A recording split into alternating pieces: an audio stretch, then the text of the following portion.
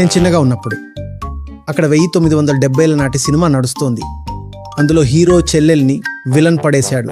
వాడు ఆమెను తిప్పడానికి జిప్పడానికి తీసుకెళ్తుంటాడు. ఒకరోజు ఆమె వాడితో అంటుంది, రాజ్, నేను నీ బిడ్డకు తల్లిని కాబోతున్నాను.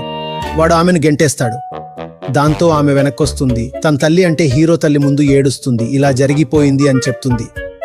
అప్పుడు తల్లి అంటే మిరూపారాయ్ లాంటి తల్లి, విధవరాలు, చేతిలో బియ్యం గిన్నె ఉంటుంది. ఆమెతో ఈమె చెప్తుంది, అమ్మ ఇలా జరిగింది అని. తల్లి చేతిలోంచి అది కింద పడిపోతుంది. తల్లి ఇలా తలపట్టుకుని గట్టిగా అరుస్తూ అంటుంది, హే భగవంతుడా, నువ్వు ఇదేం చేశావు?